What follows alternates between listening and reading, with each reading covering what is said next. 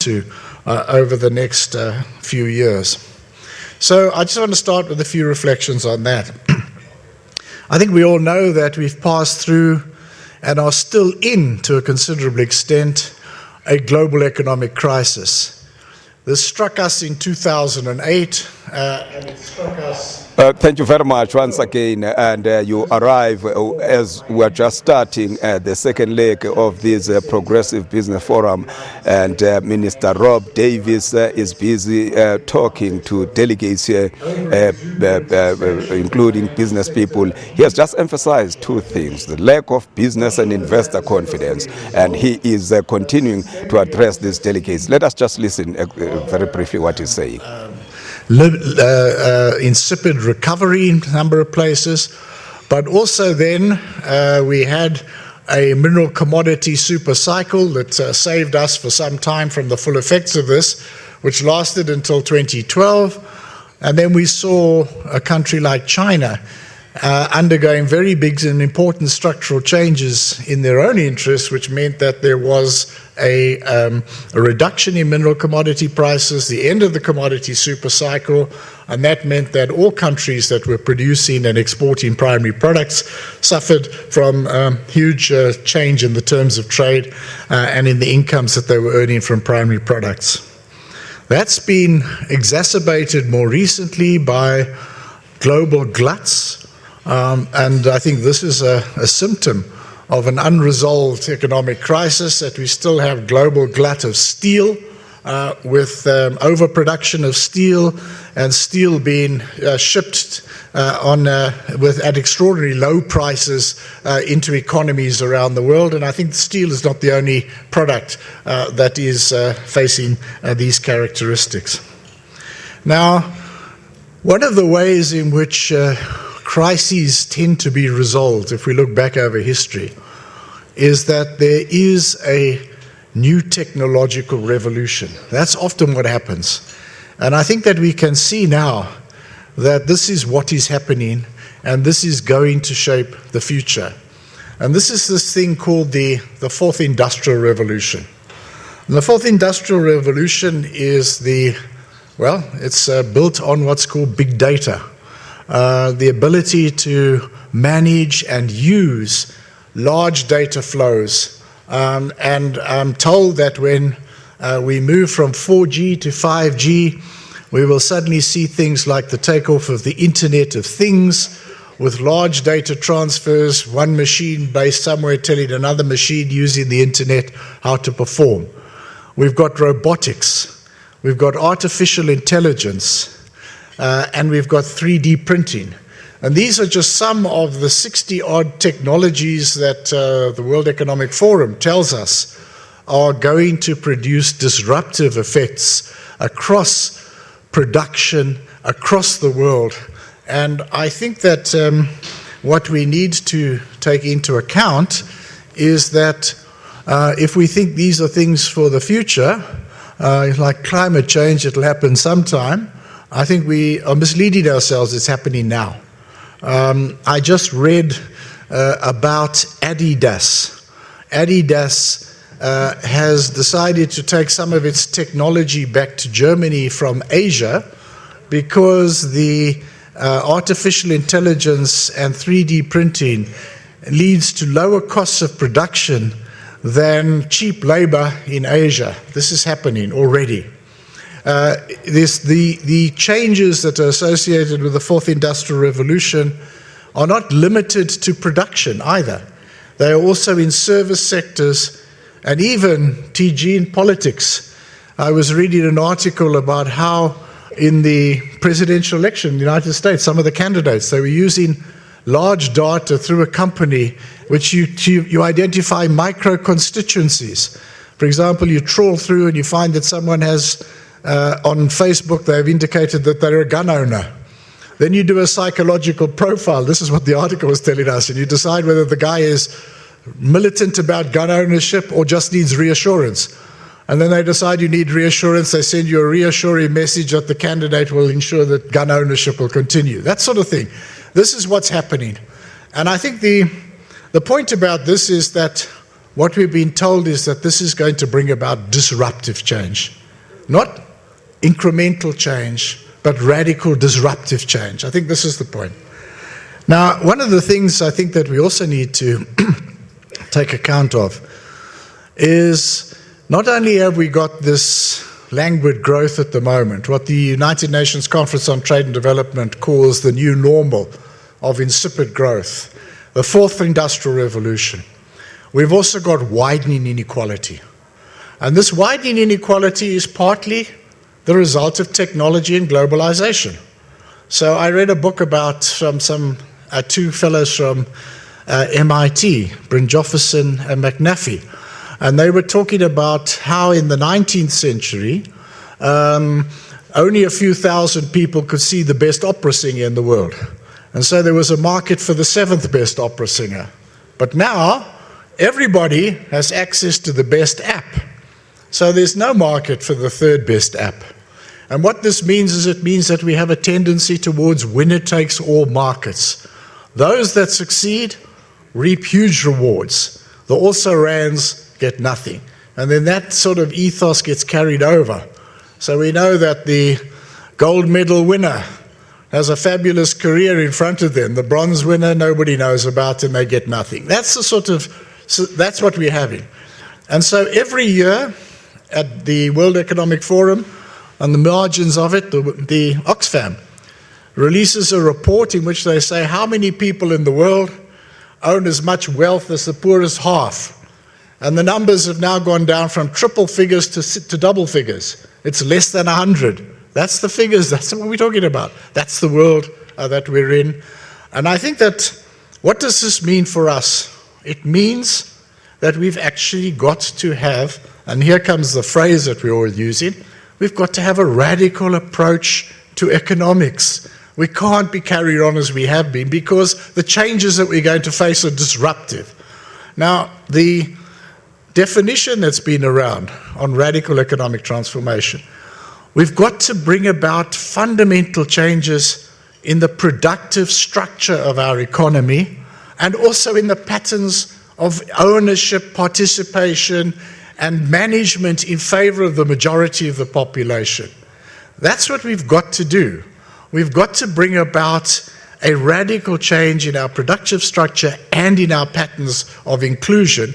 We've got to bring this about to place us on a different kind of growth path which can deliver higher levels of more inclusive economic growth. If we don't do this, we're not going to be in a position to solve the problems of poverty, inequality, and unemployment. I think that's what's staring us in the face. And so what does this entail? It entails that we need to move up the value chain as an economy. We cannot any longer afford to be an economy whose position is primarily determined by the fact that we are producers and exporters of primary mineral commodities. That is what colonialism defined our role as.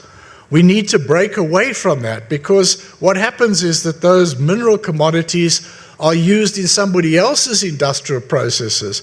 And if we look at the value chains, we will see that the smallest part of the final product, and actually a diminishing part of the final product, is made up of the raw material that goes in it. The value of the raw materials in your iPad is a very small proportion of the total value of that iPad. We've got to move up the value chain. We've got to move into more complex activities, value-added activities, and that means that we've got to industrialize. That's what it's about. Now, I think that we've been saying this for a while, and we've been trying to do some of this for quite a while.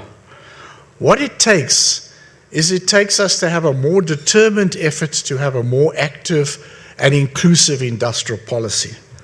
So one of the things that we've got to do is we've got to use the policy tools.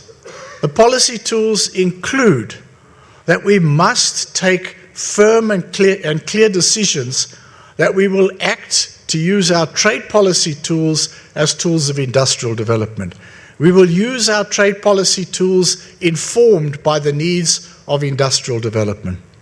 We will take decisions when it comes to procurement in favor of locally produced products. And we will support the emergence of value chains that allow more participation by more industrial activities in our own country.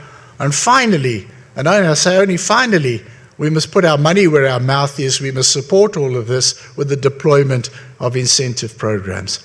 That, I think, is what it's about. Simultaneously, I think we're going to have to reduce the level of concentration in this economy. We're going to have to create a more competitive economy with more opportunities for more entrants into supplier development. At the same time, we're going to have to look very closely and carefully at the impact of this fourth industrial revolution and prepare ourselves for the new world that lies ahead.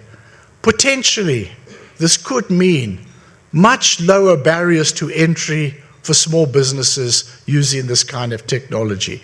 More opportunities to use the new technology to find new solutions to all kinds of developmental challenges. But it will also raise the bar for entry of workers into manufacturing jobs, because you will have to have a higher level of skill. That's what it is. I think the good news in South Africa, and I often spend quite a lot of my day job walking around factories, the good news is that we're not the cutting edge of it, but we have more robotics, more computerized programs in our industries in South Africa. Quite often managers will tell me quite innocently that they've taken the human error out of quality control. What do they mean precisely? Is there used to be workers looking at all the rejects, now they've got a machine, a computer. The workers are probably wearing a white coat and pressing buttons rather than wearing overalls and doing heavy lifting. So the EFF should probably change the uniform. But the point is that where we are there as South Africa, our young people, female as well as male, are quite capable of operating these processes and doing very well, winning awards in the company for productivity, competitiveness, and whatever. But they've all got some kind of post-secondary qualification and probably in some kind of engineering or ICT-related discipline. That's what we've got. Those are the challenges that we've got. Let me move a little bit from, I'm going to come back to the trade issues if I've got time, but I want to just move from the macro that I've been talking about down a little bit to the micro. I guess what I'm trying to do is do what Einstein failed to do, which was to produce the synthesis between relativity and quantum mechanics. I'm going to sort of try and do it. And I want to home in on one of our programs, which is the Black Industrialist Program. Because I think the Black Industrialist Program is speaking of the imperatives that we've got. One is it's trying to support more industrialists. It's trying to actually go to people among the industrialists who've got more confidence in the future, who are more willing to invest than perhaps some of the other industrialists. I'm not saying that we don't need the others, we do need the others, but we're speaking to people whose horizon is South Africa, whose future depends on the well-being of the South African economy, and are willing to invest now. That's what we're doing. It speaks to that. But secondly, it also speaks to trying to take people, because we have quite a lot of black people active in the industrial economy of this country, but all at the very bottom and all at a very low level of activity. What we do is through our program, we are trying to take the best of them and raise them to the next level. And so I think that there's a bit of a lesson in our program, because up to now we have supported 46. They have invested 3.7 billion in the industrial economy, and they've created about 8,000 direct jobs and about 12,000 indirect jobs. Now, one of the things about this program is that there are some quite tight rules to get on it, and I think intentionally so. You have to show you are an industrialist. You're not just someone who's got shares in somebody else's company and presenting somebody else to get a packet of money. You have to show you're an industrialist. You lead the company.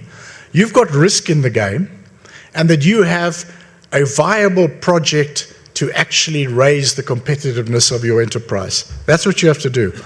Who chooses? Not me. It's a funding forum. The DTI offers a grant incentive. other participating bodies like the NEF or the IDC will offer a loan.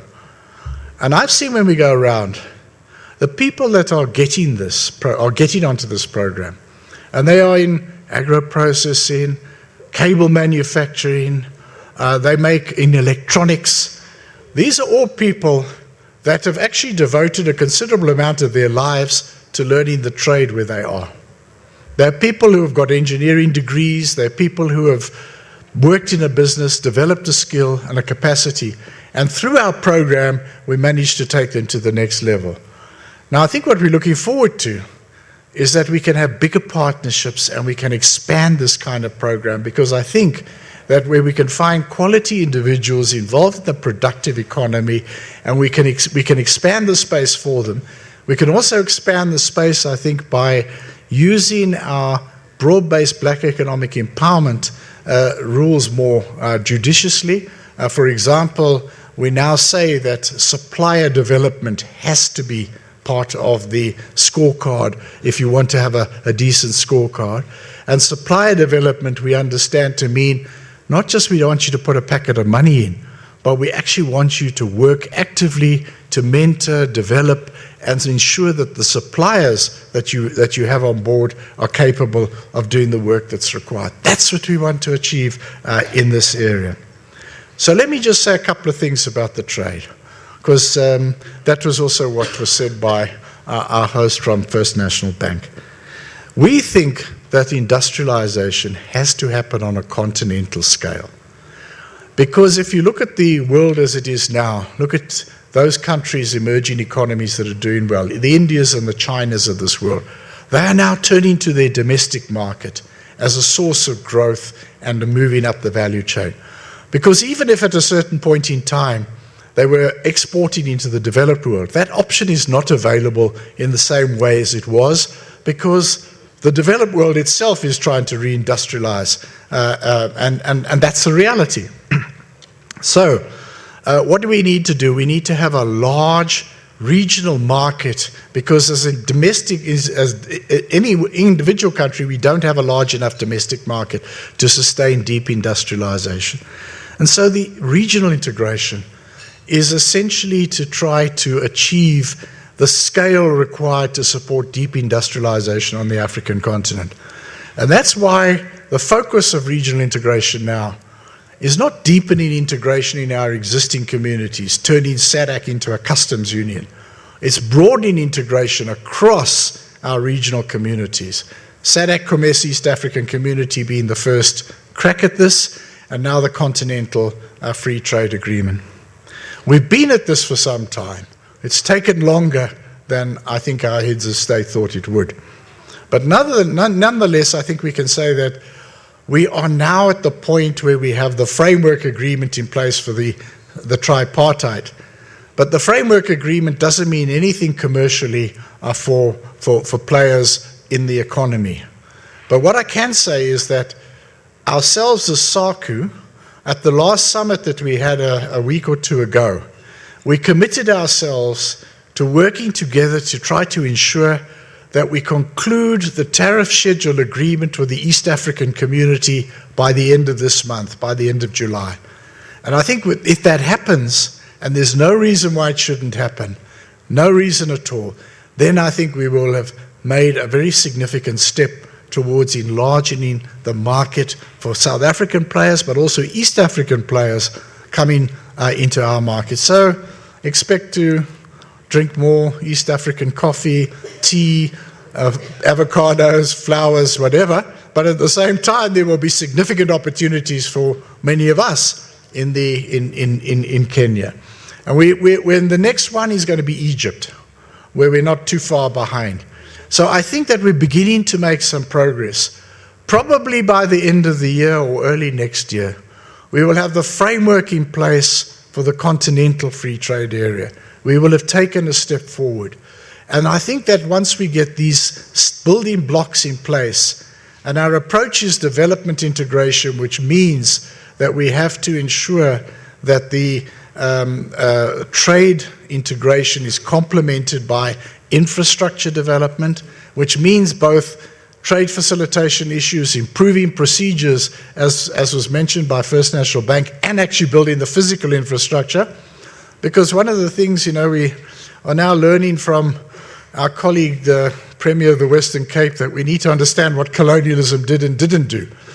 The infrastructure of colonialism on the African continent was to take the raw material from the mine to the port and out of the region, not to connect up the economies one to another.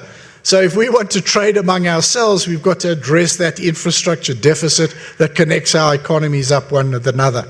And we've also got to cooperate to create the emergence of value chains in the continent. And at the same time,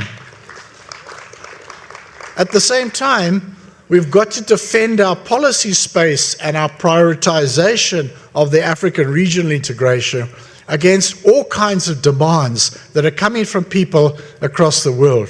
So let me mention one. The World Trade Organization is moving to its ministerial in December, just before our national conference, actually, TG. And there are all kinds of discussions about what should be on the agenda. What doesn't look like it's going to be on the agenda is the issue that all of us have agreed in Doha it needed to be the priority, the reform of agricultural trade so that there's more opportunities for poor farmers in the developing world to benefit without being subject to unfair subsidies that distort trade. That is unlikely to feature very strongly. More likely, we're going to be seeing demands to start text-based negotiations on electronic commerce. And I think that we acknowledge that e-commerce as part of the fourth industrial revolution is critically important. That's not the same as saying we're ready to put in place trade rules, which if you look at the proposals, will probably cement the situation in favor of the status quo, where a tiny number of countries currently dominate this space. More precisely, what's been sought is that we would forgo localization rules. We would forgo any kind of obligation for people operating to supply the source codes, anything of that sort. And what this would probably mean is it would mean that e-commerce would operate along with all these other transfers in the interests of those who are already involved in the production in this area. Now, if we think that this is just about the current e-commerce, which is mostly about videos, music, books, we must not kid ourselves, because increasingly the transfer of technology through the Internet of Things will move into areas like shoes, where programs will be sent from one 3D print, will be sent through the internet to a 3D printer. We need to be very, very careful about all of this.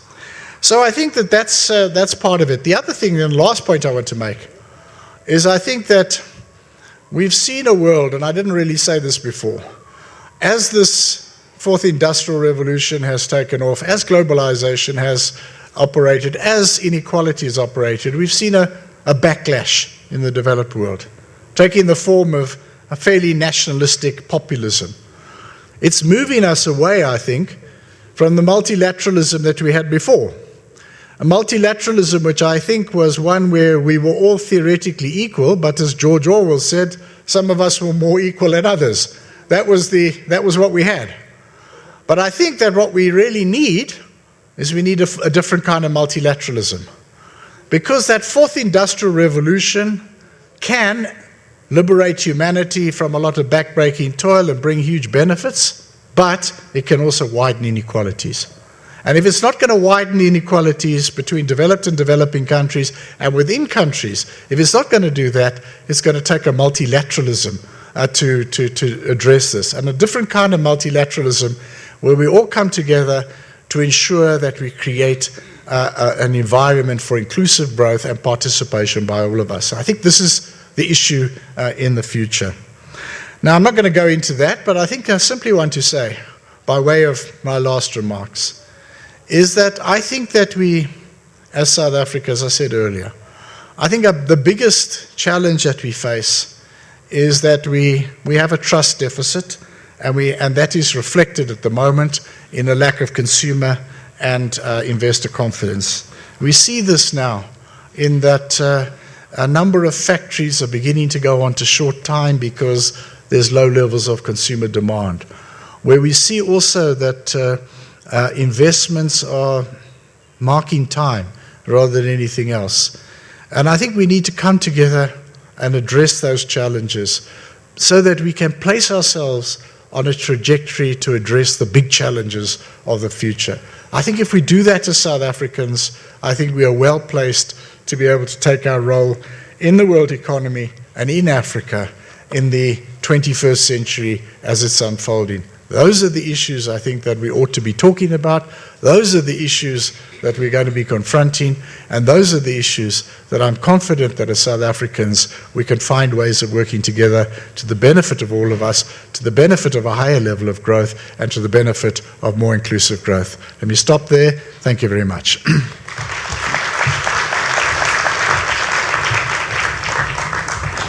Thank you very much, Minister. Let me also recognize the Deputy Minister of Tourism, Elizabeth Tabete, that has joined us. You're very welcome. We are in a short while going to start the conversation between the business community and our policymakers. So start thinking about the issues that you want to raise. But before we do that, please allow me to call the Treasurer General of the ANC, Dr. Zweli Mkhize, to also share his thoughts with us on trade and industry.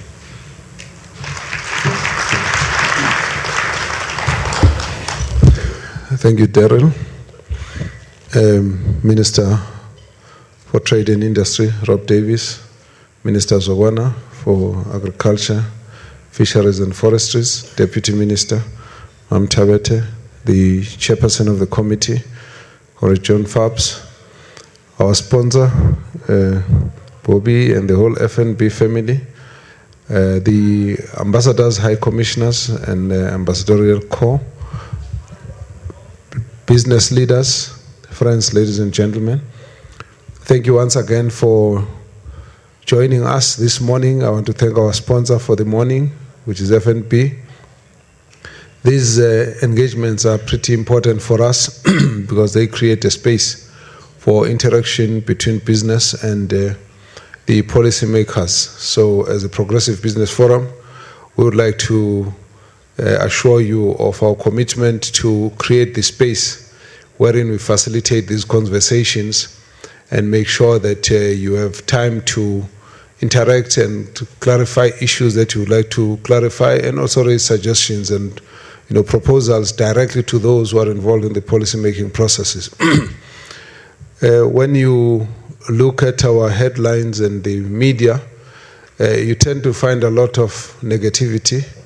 And I think it's always important to find space to sit down and also listen to a lot of positive work that is going on. The Chinese saying goes that a noise of one falling tree is louder than the million trees that are growing. So you would notice from here that there's a lot of work that's being done at the back when not everybody is noticing.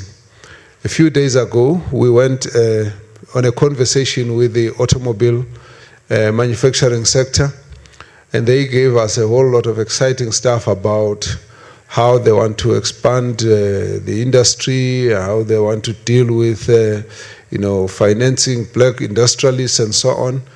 And ladies and gentlemen, the man who's leading all of that work is this minister. And I think it's important for us to be able to say and acknowledge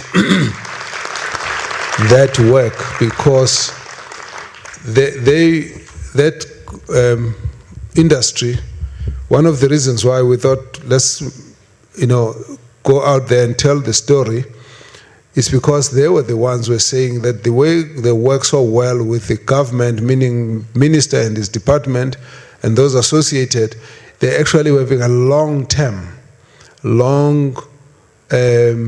horizon where they're making plans to invest a lot more money, and they're quite excited with it. I think we have heard how from the Department of Trade and Industry, led by the minister, there's a whole balance of incentives and the regulatory framework that helps to put the program of industrialization in place. Now, when we talk about the whole issue of radical economic transformation, at the core of it is the creation of black industrialists. And this, you have heard, the minister that is spearheading that program is Minister Rob Davies. And again, I want to commend Minister for that, because at the end of the day, we want to see a lot being done by the entrepreneurs who have developed and gained a lot of experience in the past 23 years, coming from the largely marginalized black community. And this for us is a very important issue. The only matter that we discussed quietly is that we had the number was 100 industrialists. 100. Yes. 100. But the point is that we have to start somewhere and move on. From where we sit, we believe that we need to really push the numbers up. But it's got to be, driven properly. People must show themselves out there. What I like, we want to see the people on the job. We don't want someone to stand there and fold their arms and then sit there in a board meeting and then they give you a kind of a director on such a place. They've got no clue what is going on in that company. We don't want that. We want people who are going to sit there and create stuff, bring new ideas, new technology, exert yourself, be there.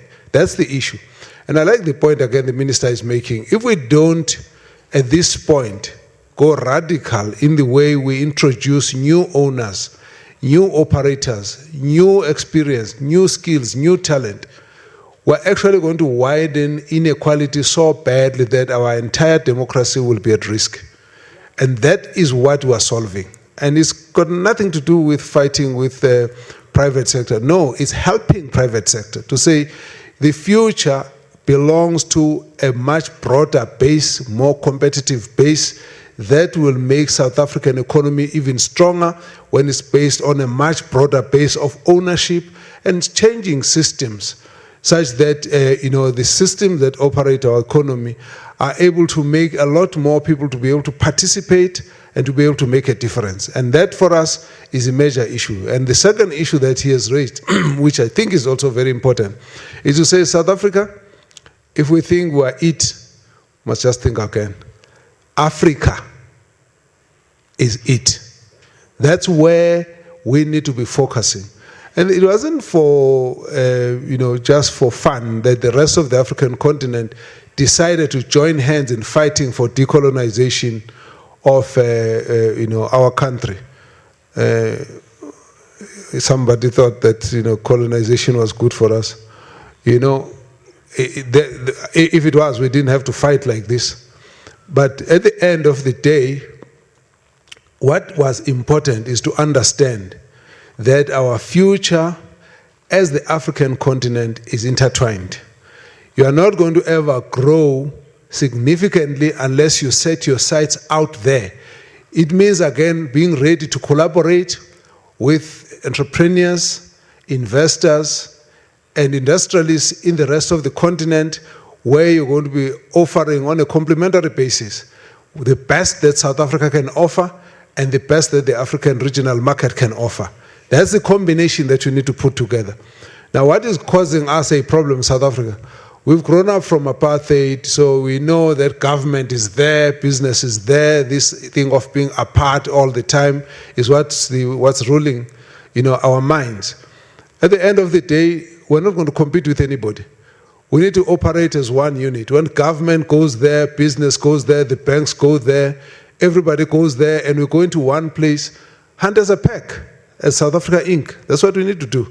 And that, for us, is where the real future goes. Now, you can't go and hunt as a pack in the rest of the continent, and here you're keeping your ownership completely white and a small group of people, and you don't open it up. We have to open up here so that we are able and are compatible with the expansion into the continent. That's what it's all about.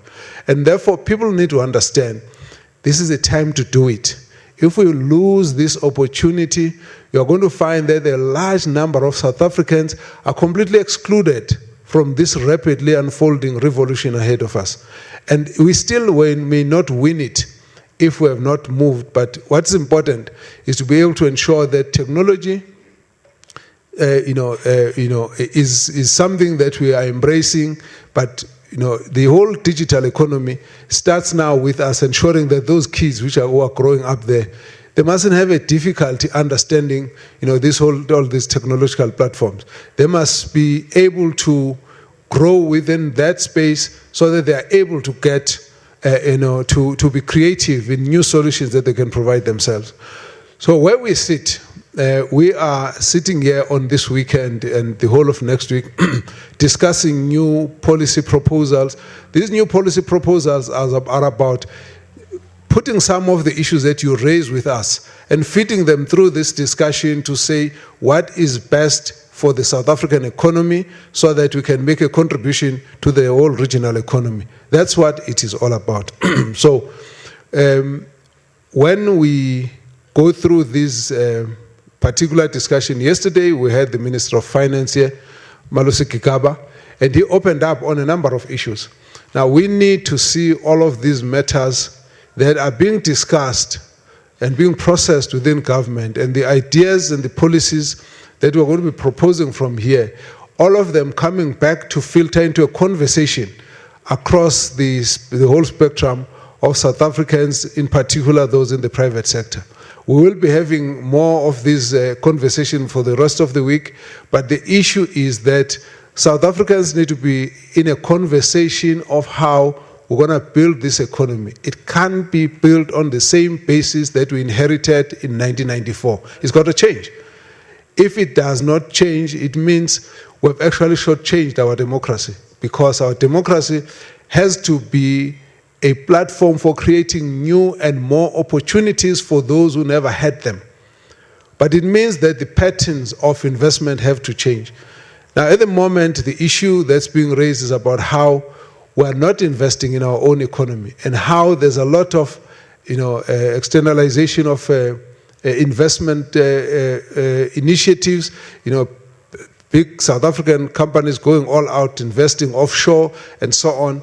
While we may not say much about the decision they have to make about their own investment, but there are some who are already thinking, well, never mind, you don't have to do anything here. They'll go over and invest somewhere else and not necessarily have their biggest base being South Africa, as it were. I think the point that's important for us is to say that South Africa has got a lot to offer as part of this whole African regional economy by way of its institutions, and it's the level of advancement of its, and a number of, institutions, academic institutions, legal firms, there are, audit firms and banking infrastructure and all of this. And these are a very strong contribution that we can make to the development of the whole of the continent, because a number of companies now are actually operating throughout the whole continent. And in the process of doing so, this is actually helping us to be able not only to find new markets, but also to help to upgrade a number of systems as we move along. But there's a whole new culture of doing business, which we need to understand as well, that when we go there to invest in the rest of the other parts of the continent, we're not just going there to extract like the colonialists used to do. We're going to go there to build together with those who are in those particular African states. And so it must be the same culture here that we must do everywhere else we go.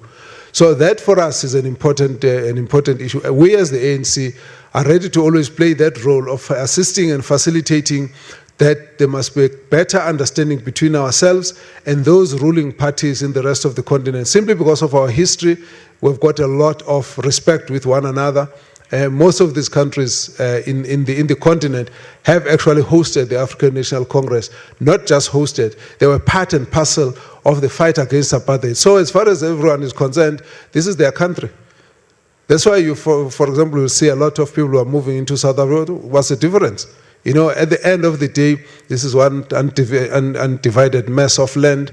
Sometimes we hear that our great-grandfathers came from the Great Lakes region, and they came all the way down. And when they did so, they didn't cross any sea, they just walked. And so everybody knows this is one. What is going to attract people to move into any part of the continent is development and opportunities for growth. So if we now don't realize that we need to be working together so that there are multiple centers of development in the whole continent, then we don't realize that, you know, we're putting the strain. People are going to find a lot of South Africans moving out into other parts of the country, of the continent. One day I was flying to Nigeria, and I saw so many South Africans. Hey, I haven't seen you for a long time. I'm busy this side. And so I met one white, I'm saying white specifically because he was quite interesting, this young fellow. He says, no, I've been here in Nigeria for the past 17 years. I say, oh, really? He says, yeah. And what message have you got? He says, well, you must tell the South Africans, our people there. And he said, look, if you are serious about your business in South Africa and you are nowhere in Nigeria, then you're not serious about your business in South Africa. It's not going to grow there unless you begin to look at where the other strengths in the whole African region are. So the point we're making to you, let's broaden the base of industrialists in South Africa and get ready to go and integrate with the rest of the continent. That's the message. And the person here who is responsible for all these agreements, you want to sell grapes somewhere in another country, you want to import tires, you want to import chicken, you want to do it. The agreements, those international, whether it's multilateral or bilateral agreements, are within this department. And this is the minister responsible. And I'm setting him up so that you can ask all the questions you want to. We want to export some grapes. You see, you want to export something, this is the ministry. But what we're trying to say to you, this is your government and it's doing stuff on your behalf. Talk to them. They are here. They will always be there for you. This is the point that we are trying to make. So as part of this conference, what some of the issues raised here, we move out there and start discussing them as well, because we are about trying to pull everyone together so that we can build this economy to be the best economy for South Africans and for the region. So we hope that you will enjoy this morning and share your views and your ideas and questions. We will answer those that we can, but we'll take some of your suggestions. Thank you very much.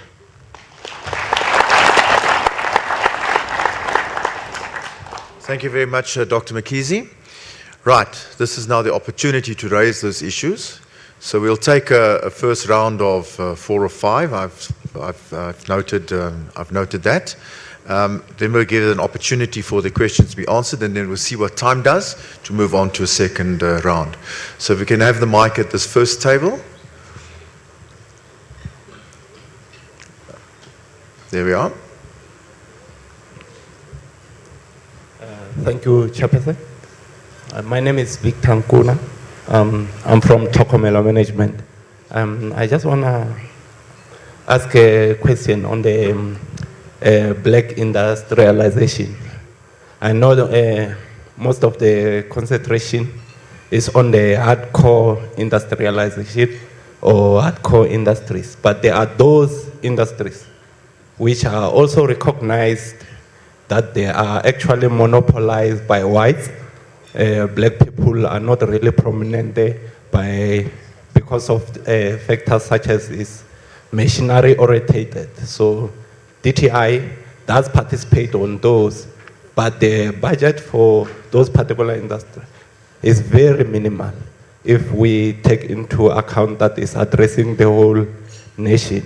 I think it's sitting at around 100 million, which get exhausted by 2 or 3 applications. So when we are talking about radical transformation, is there any plan to see that kind of budget to be increased, because it normally addresses things like concrete mixing and what. We all know that those are still monopolized. Your comment, Minister, will be appreciated. Thank you very much. Thank you very much.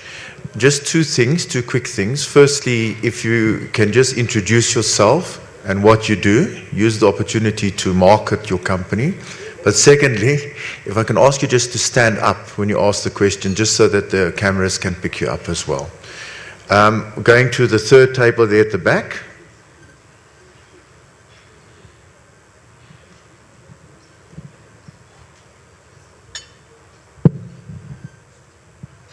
Thank you, Chair.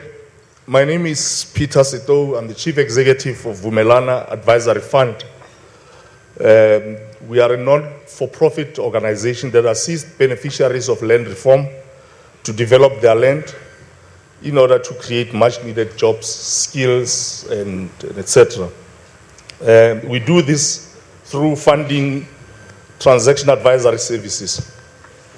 Despite the trust deficit and issues around investor confidence that have been correctly raised by the Honorable Minister Davies, we have to date supported a number of big land reform projects, and we have mobilized, we have supported a number of big projects that have got the potential to mobilize in excess of R1 billion worth of investment, private investment, and create in excess of 1,000 jobs. We do work very closely with the Department of Land Reform and Rural Development, understanding that land reform is a highly contested and emotive issue, and it's one of the central issues that are going to form the debates of this important conference. Perhaps our contribution to this important conference has been through the development of the land reform future scenarios, which the land reform scenarios were actually developed by a diverse group of South Africans, ranging from your traditional authorities, communities, business groupings, etc. Just in short, they developed about 4 different scenarios. We've got the documents, the booklets on the scenarios, and some short summary of the scenarios. The scenarios are really stories. It's not what will happen, but it's what may happen. And we are hoping that this could be really form part of our contribution to this conference, and certainly be taken into account in debating issues around land reform and the complexion of future of land reform in this country.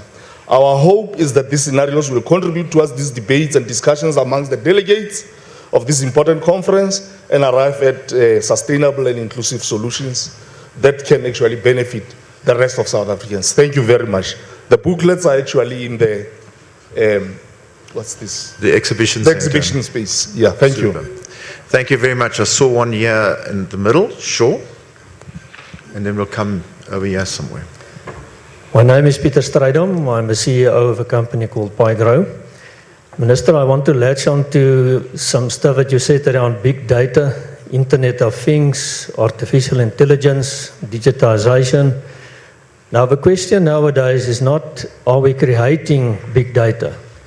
The question is, are we creating quality data? Because if you talk about usability and relevancy of data, it comes back to the quality of the data.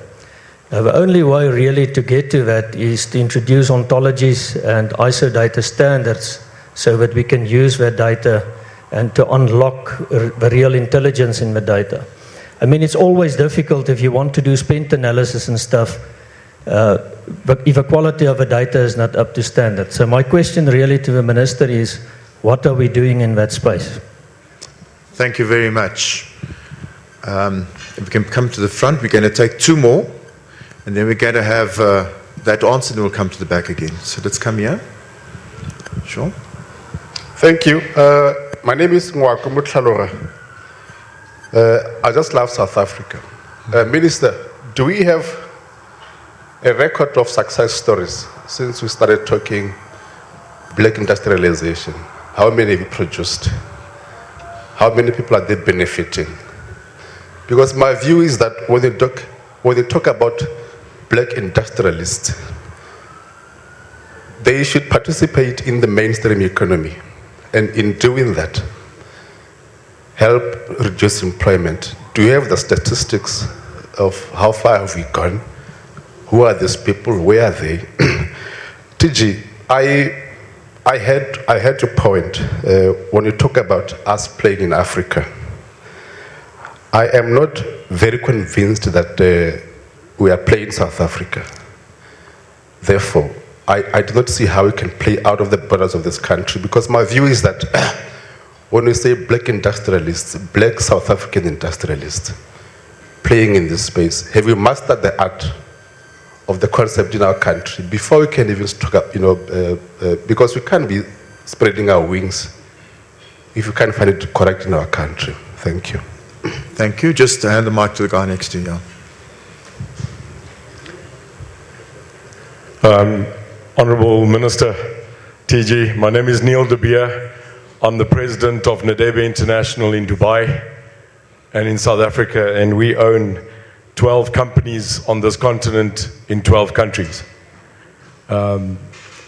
We have, in the past 3 years, spent $2.9 billion US in 2 countries, one in Malawi and one in the Ivory Coast, as one of the biggest infrastructure developers. I brought my company back the beginning of this year, and we are going to reinvest in this country, because I'm a South African, first and foremostly. That's what I am. The fact that I'm a Izonto Controversies, that I'm an MK veteran, makes it a little bit easier, TG. Last night I sat in a meeting and I was told how bad my country is, how terrible things are going in Mzansi. And I looked at a guy and he said to me, so what are we going to do to change? And I said, maybe you should become a patriot first. Maybe you should remember you're a South African first, and then we'll go to politics later. White minority capital is not a rumor. It is a fact. I'm part of it. I see it. We should go to black majority capital. And the only way to do that is to do skills transfer and partnership. There is no other way. We cannot give people farms, TG, and give these people dairy cows, give them tractors, and don't teach them how to milk a cow. And then they eat the cow, they give the rest of them to Labola, and then they sell the tractors. And then they come back to Comrade Beki Tsele and ask them for more money. And it's not their fault. We did not teach them how to farm. So we're getting into it now.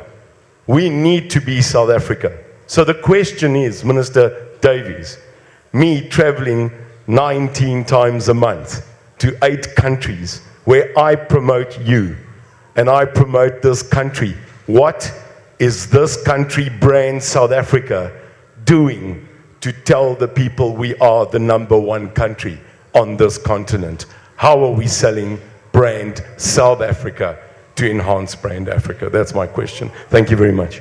And on that positive note, we hand over to Minister Davies.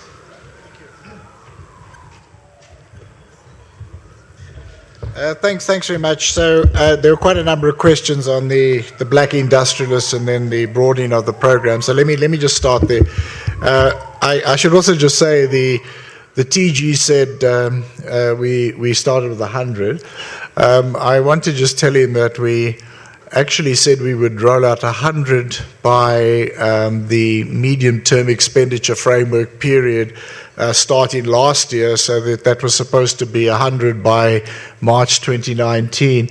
We've decided to accelerate that to March 2018. That's what we're trying to do, and then set another target. I also just want to say that Minister Gigaba might be pleased to know that we didn't ask for more budget money to do it. We reprioritized, so that's part of it. I think you see, the lessons I think from the program, I think are ones that I think are more generalizable.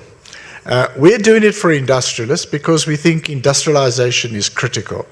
And what we've done, as I was trying to say earlier on, is we've gone out and sought those who are actually industrialists, so that we are not looking, it's exactly what the TG was saying. We don't want someone who's a passive shareholder in somebody else's company. We want people who are actually driving the company themselves and are involved in some manufacturing activity. And I think that we are in the process now of going out and showcasing the people.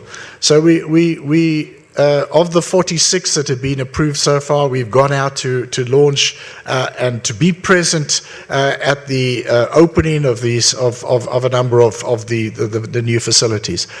What they get is they get a grant from the DTI and loan funding from other institutions that they can only use for competitiveness raising, only for machinery and equipment or something else like that in the business. It makes the business better. One case we went to, there were 3 ladies in Cape Town, and they got a contract from Woolworths. They do pet food, quality pet food. And it went into the machinery and equipment that enables them, and they told us, they moved from being a small business to a medium business. There's others that have been involved in electronics. There's a company that makes, for example, these Explorer DSTV boxes, and also manufactures tablets that are used in schools. There's another one that is a new venture. They're making cables, blended high-quality cables that are used by Eskom, Transnet, and others in the private sector. There's a pharmaceutical company that makes filled syringes. And these are the kind of people that we identify moving and wanting to take it forward. Now, I think the lesson is we've found the people who are involved in the productive activity themselves, and we give them a support to move to the next level. We're not at scale yet. I think that what is the good news now is that we've got agreements with provinces. The first one was signed with KZN, and the provinces will also expand the programs as a result of that. In the financial sector charter, there are commitments down there when that charter is approved, which would be precisely to support this kind of program. There are other kinds of partnerships that I know we're involved and going to be signing. Those are the ways that we build and expand this kind of program. Now, there have been some discussions because, as I think one of the questions saying, this shouldn't be limited to the manufacturing sector. Manufacturing sector is important, but not limited there. We've been saying, look, we don't want to open up this program, just change it can be anybody, but it can be replicated. So, for example, in the BE Advisory Council, they've raised the question of construction. We say, well, we as DTI and running this program, we're not actually the ones who could do that, but it can be taken up in other departments with a similar program, black construction operatives. My colleague there, Minister Zukwana, the land reform, and this is also what the NPO was saying, that it's critically important that the beneficiaries of land reform are people who are actually going to make productive use of the land. So he's developing a program called Black Commercial Farmers. That's the sort of thing that we need to do. We need to generalize, I think, the lessons from this. So that what we're doing is we actually are supporting empowerment, not enrichment. I think that's really what it's about. It's not just a few people playing around with some shares and some assets and whatever involved in consumption. It's actually people who are going to get involved in real investment and the real productive economy. And there are people around who are willing to take this opportunity. We find them, we identify them, we work with them. That, I think, is the way forward. Now, I said already, 46. I said already, just to reiterate, because the question asked, 3.7 billion rand of investments have been undertaken as a result of this program. Created 8,000 direct jobs and probably 12,000 indirect jobs. That's the record so far. We're at the beginning of the program, beginning of a process that can be broadened and expanded. I appreciate the remarks about Africa coming back here. I think that this analogy is often used. We've got a glass, it's got some liquid in.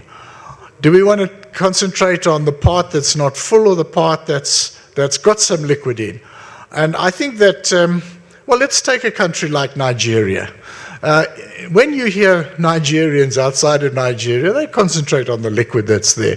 If you know Nigeria a bit, I know it a bit, I'm sure other people know it better, it's got a lot of place where there's no liquid at all. But when they're outside, they talk about the liquid that's there. I think that problem with us as South Africans is we talk about the lack of the liquid everywhere in the world, and we actually trash the reputation of our country beyond what it's, what it should be. We trash it abroad. I think that's what we do. Far too often we do that. And I think that gathering a record of where we've got achievements and things that we can build on is tremendously important as part of building the confidence I was talking about earlier on. But let me just say there are a couple of things, additional things on the African continent, much more, if you want, accessible to business. We, as the TG was saying, the African continent is incredibly important for us in terms of value-added exports.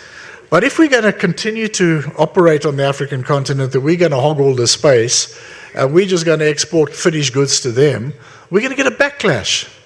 We're going to get a backlash because they also want to industrialize. So we've got to move into a different space. And I think that we have, let's say with Nigeria, they want to start a motor industry. We're discussing how can we support you to develop a reasonable program, which is part of it, and at the same time, we will be supplying you with the kits, the components that you assemble as part of your motor program. Take railways. We are the AU designated country by the AU for railways. Now, we're not going to be able to just put railway locomotives on the rail and send them to everywhere else, and that's going to be the end of the story. They're also going to expect component manufacturing, assembly work, and things like that. And some of the better companies are already doing that. And so we have a division now in the DTI, we call it Trade and Invest Africa, which is a dedicated division, and it's based on Trade and Invest. Invest.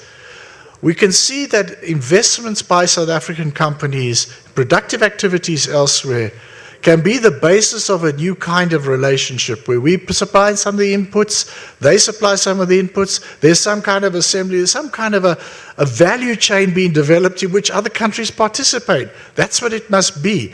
And then the other thing that goes along with that is that we've got a code of conduct for South African companies operating in the rest of the continent. It's not very onerous. It's pay your taxes, be a good corporate citizen. And I think that what we've actually got to do is to compete, because we are competing. We're competing with our partners in BRICS, let's be honest about it, for a lot of business on the continent. But we need to compete on the basis of South African companies are reliable partners in development, are reliable investors in the country concerned. And all of you as South African companies, you ought to be concerned, because if you have got your own brand, whatever it may be, and you want to jealously guard their reputation. But whether you like it or not, you carry another brand in South Africa. If somebody else goes and trashes the brand, you're going to suffer as well. And so we need to get this code more generally accepted. At the moment, it's voluntary. But I think one can foresee the time when we start to say, well, you want us to help you with something, this or that opportunity. Are you signing on to the code? If you're not on the code, we can't be confident. We need to be confident in you. So that's what we've got there. So I think that those are those questions. On the question of the big data, look, I mean, I'm not sufficiently close to the issue of the quality of it and the regulatory framework. That's my colleague, Minister of Communications and Postal Services, Siyabonga Cwele. But I mean, I think it is an issue. It is obviously an issue. But I think there's a myriad of issues around. I mean, what is going to be in the future is who controls the data? What data is it? I think this is going to be a myriad of issues that I think we're going to have to engage with. But I can't tell you right now exactly what the regulatory framework is around preserving the quality of data. There are all sorts of other issues about privacy, how you can access it, and all that kind of stuff. I mean, these are going to be massive issues in the future. I'm sure the data. That's what people say, is that the trading data is likely to be the most important trading relationship in the future. Thanks.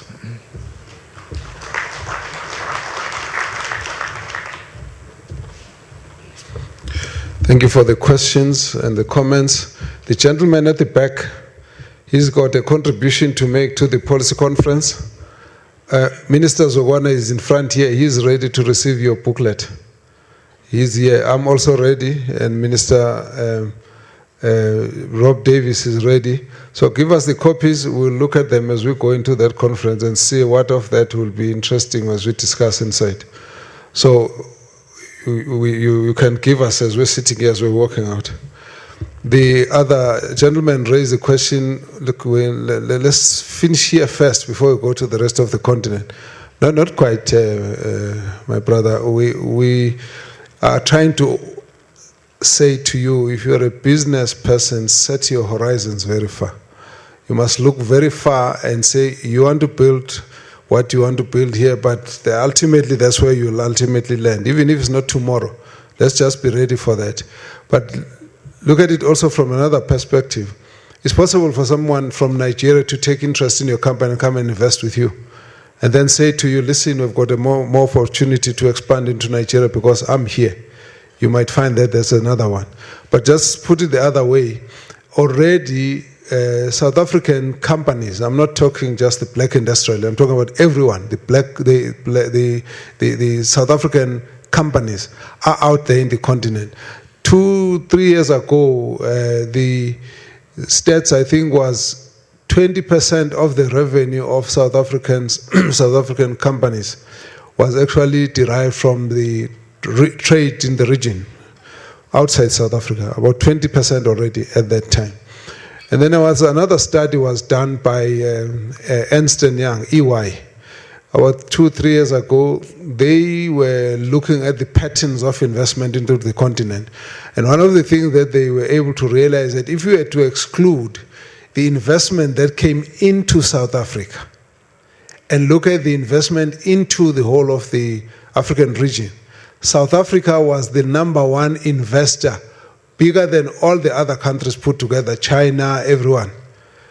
If you don't include what comes into South Africa. Of course, if you include what comes into South Africa, the pattern changes a bit. So all of those issues mean that there's a huge opportunity. There's a huge opportunity for playing into that continent, as a broader market. What I'd like to indicate as well is that we must not only see ourselves going into the rest of the different parts of the region. We must see a lot of partners who will come in here. And I like the point that the minister makes. You see, South Africa will not behave like a colonial power into the continent. We must be seen as a partner that will develop together, that we will be able to share whatever we've got so that the entire African region can grow because we are part of it and we contribute as part of it. So it's like any part of the continent, we should be able to find partnerships, we should be able to find people who can come and work with us or people we can go and work with, and that's the idea that we're working on. The suggestion that has been raised by De Beer is correct. A lot really depends on how much skills transfer we focus on, technology transfer we focus on. That's where the business is. It's not the money, just the money. Money is important, but the skill is what really produces. The technology is where the production happens. That's what we need to be focusing on. And that's why when we talk here about the whole issue about radical economic empowerment, it's about education, it's about skills, it's about technology. All of this together, it's about getting the experience and getting to reach a particular level of, internationally acceptable and competitive standards, so that people can pick your product better first before they pick up the competitor's product. That's where we need to be going. And we're saying, everyone, we don't have time. We need everyone to be ready to get onto it. At that point, then, we will be able to say we'll see the expansion. And I like the fact that they've actually, from DTI, brought closer the targets, because we need to push this to happen pretty fast. There's a lot of professionals out there, entrepreneurs who are ready, who have learned on a number of areas to be able to do certain things. And we are saying, Go into the same sectors. Let's get people who have already been growing up in that same sector. Get them out, support them, let them grow competitive products and broaden the base, because they are there. They are running institutions right now. It's just that they don't own them. So you can open this up. This is how we're going to do it. And therefore, this is the framework that the Trade and Industry Department must be able to open up for us. And I think the point again about supporting those farmers who are receiving land is a very important issue, because a lot of people, they lack a certain level of skill in being able to manage the farm. Some of the people get the farm, they used to be able to run the farm, to operate, but they're not at the level where they can manage it. They can do operational stuff, but they can't combine the sourcing, the financing, and strategizing as to how to plan for the entire year's production, a 5-year plan, and all of those issues. At the senior managerial level, they need to be trained and be supported to do that. And this is where you can actually get a lot of collaboration from the white farmers and black farmers together. There's a lot of skills transfer that is possible there. And they do that also as neighbors. They can do that as people who can be attached. So there's a lot of skills transfer. Farming is a practical thing. You know, that's why they say Burmaka plan, because you walk there, you know, something must be done, and you look around and say, oh, this can happen, and then you work on a plan. But it's based on experience, it's based on support, it's based on being able to get someone that you can run to as a mentor and all of this. Now, we need a lot of that, and we need people to be more positive, to say, listen, I can help. This one is my new neighbor.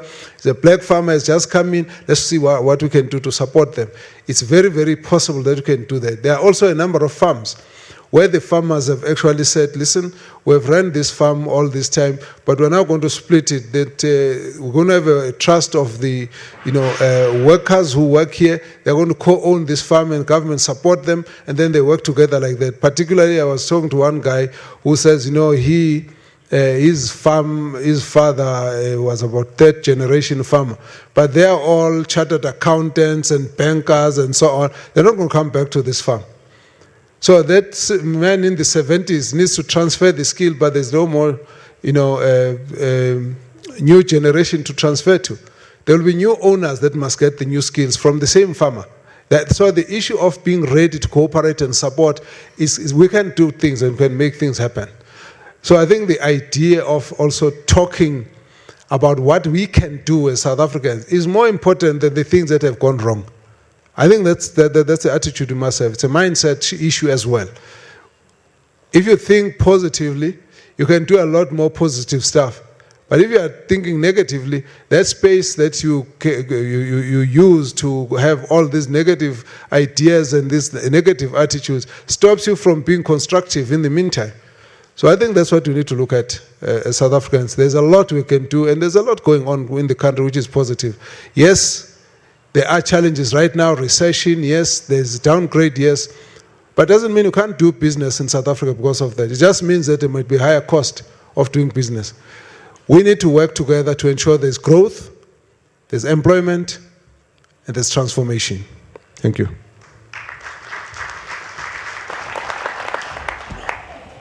Okay, there's time for one more quick round with emphasis on quick. So we're going to finish the two on this side, then I've recognized you over there. Table, front table. Can we take the mic to the front table? Yeah, it's coming.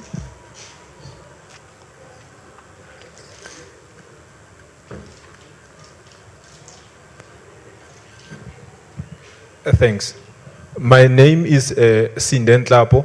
I'm from Youth Chamber of Commerce and Industry, South Africa, Free State, Zweli Mkhize. Chair, I think in occasions such as this, perhaps one should start from the beginning. So let me begin. The President of Tambo once said at a particular stage, I quote, "Every country that does not take care of its own youth has no future and does not deserve one." Coming to the close quote, Honorable Minister, out of 3.9 billion of black industrialists, financial injection. I just wanted to check what is the set aside for young people in that particular space. And in as far as geographical spread is concerned, out of the applicant whom have been granted those particular loan, please elaborate on geographical aspect, because where I'm from, Goldfields, Velcom in particular, that particular area, the economic drive of it emanated from mining sector. And I think you are meticulous or quite aware that there is a very serious depress due to the closure of numbers of shafts. So the president at a particular stage, he once said that there will be a focus on what you call the former mining areas where there is a very serious economical depress. Coming back to the issue of young people, I think that a part of the main reason or the rationale behind black industrialists is to promote the culture of ownership of means of production and also making the people to be the captain of the industry. You see, not just a mere messengers and so forth. So now, I just wanted to check, indeed, young people, what is the code for young people? To TG, I think he has gone. But I think you can also try to cover that. I know that you are equal to the task. You are very versatile. With regard to the issue of radical economic transformation, the president on a January 8 statement this year, President Jacob Zuma, said, in order for radical economic transformation to be realized, on infrastructural development, that's where it can be possible. So I just wanted to check, what is the plan in place in ensuring that the black contractors, they don't remain on subcontracting. They are graduating to an extent of competing with Marian Roberts, WBHO, and so forth. And lastly, for that particular transformation to be practical, please let us have a monitoring measures in place, because we are encountering a very serious hostility and rejection from the one of the public enterprise, such as Central, because that particular public enterprise is very lily white. There is no transformation there. I thank you. Thank you very much. And on that point, let me use a synonym for quick. It means fast. Okay. Let's just hand to the table behind that. Morning. I'm Neyman Shikibana. My company is Flamalan Electrocooler. I'm from Guyana. No, I just want to, I'm not too sure whether industrialists are born or are they made. So, I would like to check is there any way in which the government is doing something, not waiting for potential industrialists to emerge, but is there anything that we are doing, especially for the youth, to train them, to gear them up to that, to become industrialists? Maybe I'm from the old school where I went through the apprenticeship period. I know that there's now internship and all that. But my take is, if the Minister of Education was here, especially the higher education, I would like to establish as to whatever is happening in the TVET, we've got good names for all this. But let me just say, for the guys who sometimes come to us seeking for employment, you get disappointed. I'm not too sure whether if I were to ask this gentleman, what's your qualification? If he's got metric, if he starts saying, I've got grade R, 1, 2, up to 12, you start doubting as to whether does he really value what he has. So that's exactly what's happening. They will tell you, I've got level 1, level 2, level 3, level 4, but what is it that you know? Almost you can't get anything. But anyway, I just wanted to say, would appreciate if the government can start working. We accept what you are gearing for, but at least let us create that platform. My Bible in conclusion says, train up a child when he's still young, and when he is grown up, you will not deviate from your training. Thank you. Thank you very much. We'll move to the middle. I've noted you, but we'll move to the middle, and then we'll come here to close. Just another synonym, rapid.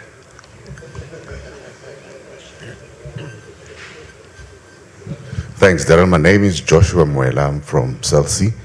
It's a mobile company in this country, a third mobile operator, which is at the forefront of driving cost of communications down. That's how you market your company.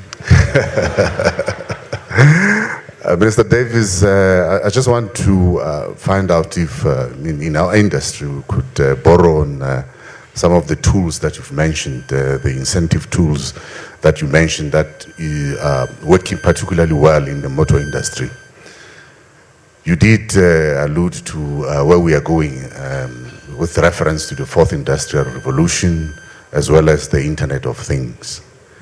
Some of the input costs of enabling these new environments is infrastructure, particularly telecommunications infrastructure. We are in a country that is very sparsely dispersed, and unlike in Europe, the cost of rolling infrastructure is quite enormous. Now, we will be at the risk of deepening or widening digital disparities or even worsen inequalities if we are unable to roll out as rapidly as these technologies are unfolding to reach our people in the far-flung areas. The question is, how could we, notwithstanding that the regulator is Minister Zweli, our policy director is Mr. Zweli, and the regulator is ICASA, but in your department, as you drive these incentive programs, how could we borrow on those incentive tools to be able to roll this infrastructure quite rapidly and widely in the country? Thank you. Thank you very much, Joshua. And then we'll do our last question here on the right-hand side.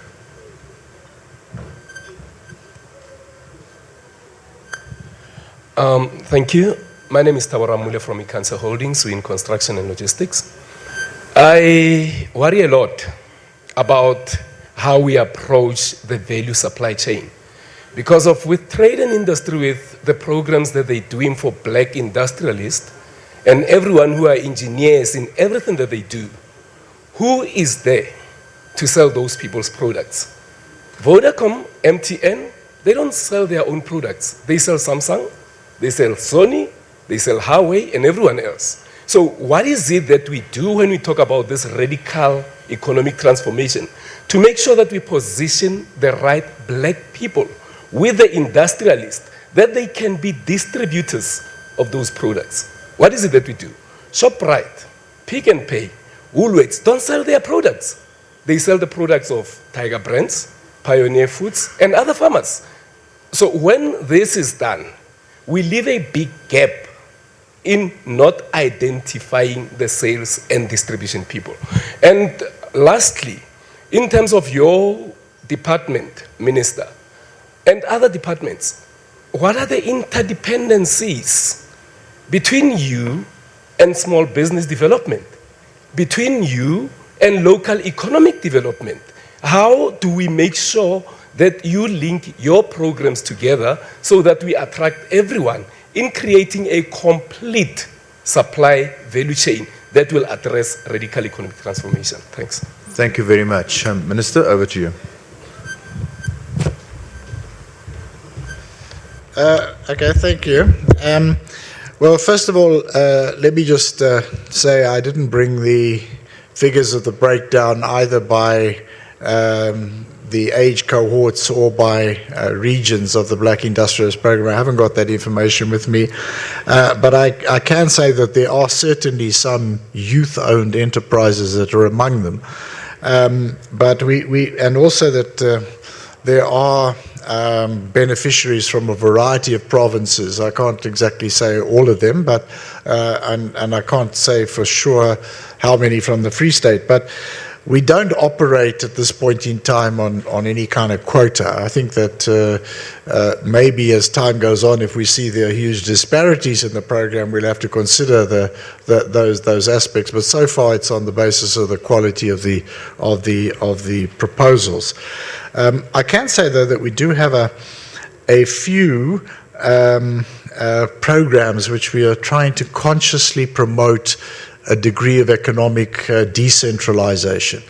And some of those are relevant to the Free State, that I've been involved in the Free State. We've got, for example, the Special Economic Zone, Maluti Apafong, which has now been officially opened and which is up and running.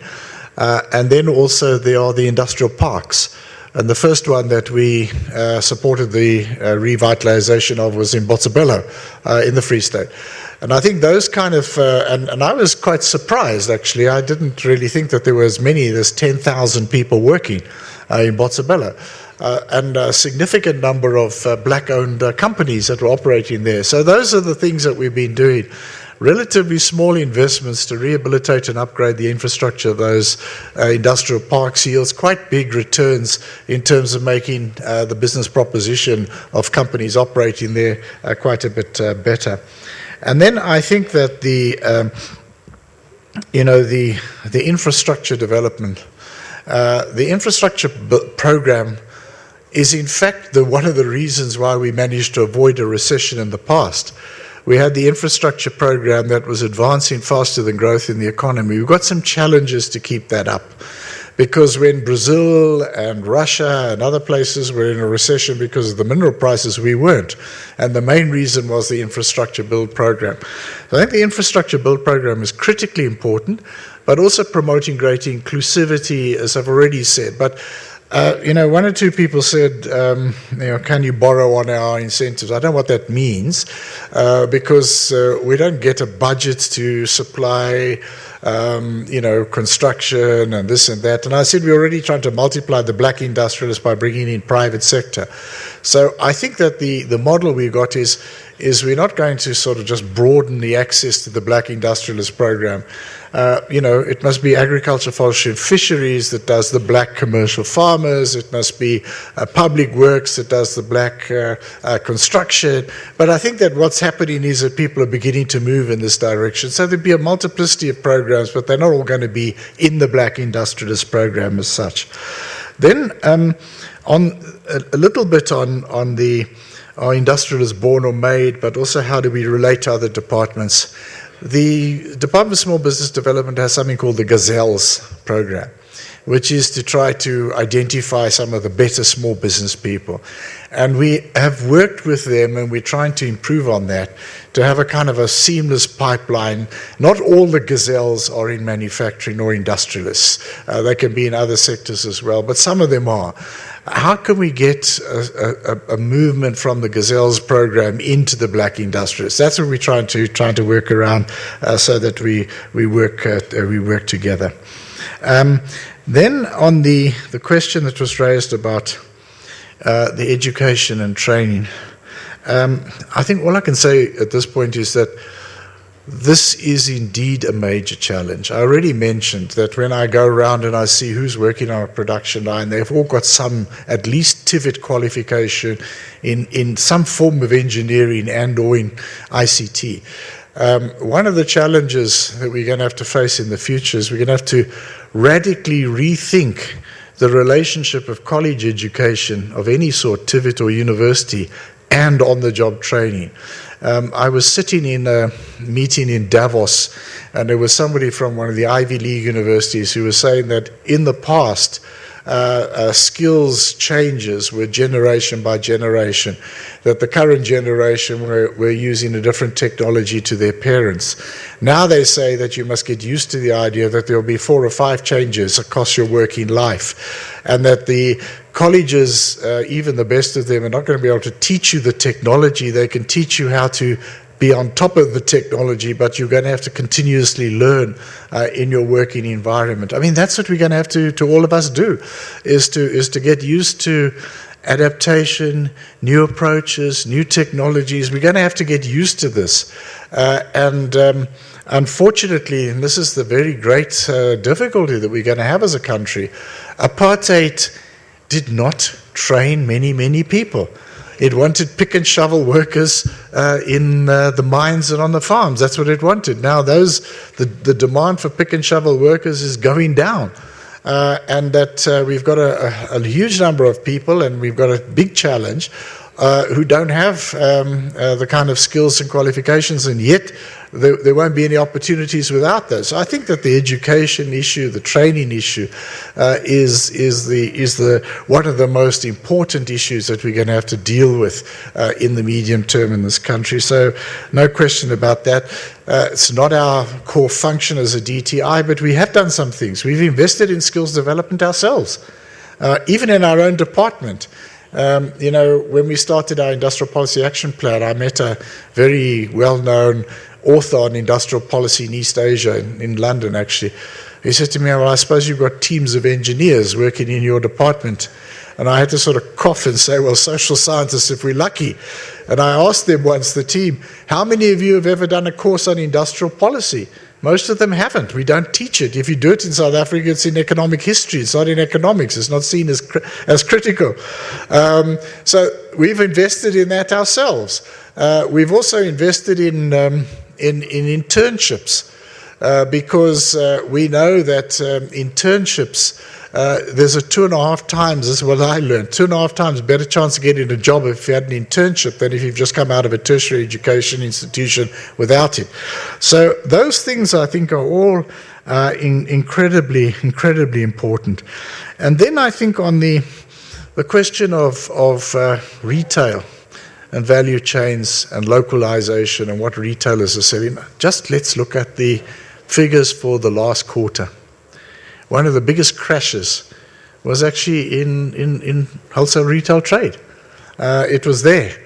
And it is that, when the economy is tough and conditions are tough, and the balance of payments is also tough, you're not going to be able to just import tons and tons of finished goods and flog them in the country in retail. Retail's got to be linked organically into the productive sector of South Africa. We've seen a few good examples of where that's been happening. We've seen a few good examples, but I think that the broader issue of getting that relationship much more organic and much more solid remains. But let me give the example, and that is that we launched the Clothing and Textile Competitiveness Program a few years ago, and it was based on investment to raise competitiveness. A few companies started doing it. They started occupying this space called fast fashion. It takes about a month to get the imported product in. And a number of the retailers started seeing the value of those companies that were involved in that space. And we've now seen retailers actually invest in clothing companies in South Africa. That's the kind of thing we need to get, because a number of the jobs that are going to be created are not necessarily jobs directly in manufacturing itself, but are through the multipliers in other sectors that come from manufacturing. So, we would have some jobs. If we didn't have a motor industry in South Africa, we would have some jobs, because there would be some people in garages and service stations and whatever service facilities for all the imported vehicles, but it would be much less than the companies that are involved in component manufacturing, in various service activities for the motor industry, because we have a domestic motor industry in this country. So the multipliers are quite high from that. And I think that we need to encourage an attitude which you have very positively in other countries. If you look at the history of industrialization in South Korea, for example, I'm not suggesting we should do this, but at one stage or other, if you were driving around in an imported vehicle, the traffic cop would probably stop you and harass you because the traffic cop had a view that Koreans should be driving Korean vehicles. In South Africa, we don't have that. We're trying to promote that through Proudly South Africa. There's a new team in Proudly South Africa. There's a new campaign that Proudly South Africa is organizing, both for ordinary consumers as well as procurers in the private sector, because we can take a decision as government, which we are doing and have been doing, that we will buy from locally manufactured sources. That doesn't mean actually anything about ownership. It just means that there's a company with a productive operation in South Africa. We prefer that to importing the product. But we can't do that. We can't impose that on the private sector, but we're trying a number of other tools. For example, I hope this is still functional. Through Operation Pakisa, we've agreed to work with the mining industry around the mining equipment. And there's a piece of work that's been located in the CSIR to try and make sure that that happens. We've got to be in a mindset where we decide we need to buy locally produced products and create the jobs in our country to create the prosperity and to move things further forward. So I think those are the points that were raised. I want to just thank you for the opportunity that you've provided me to engage with the business community, and I've appreciated my time here this morning as well. Thank you very much. Thank you very much, That is it. We are coming to an end of this forum here, these discussions which were started by the Minister of Trade and Industry, Minister Rob Davies, who lamented the low levels of business and investor confidence when he started these discussions. And he also raised concerns about some of the policies, particularly those taken at multilateral levels, such as globalization and technological advancement, which he says that they are now beginning to create or to widen the gap of inequality, especially among or within the developing countries. One of the ways of trying to combat that or pushing back that phenomenon is to change the patterns of production and ownership, so that to bring more and more black industrialists to participate in the main economy and begin to bring in the small and medium enterprises to also take or play a major role in developing the economies, and that's why they are going to change their procurement policies to favor those small and medium companies and the black industrialists. That's how we end this session, and the policy conference continues for the next 4 days. It will end on Wednesday, and from here at Nasrec, from all of us, it's back to the studio in Johannesburg. Let's get out there and make this economy work. Thank you.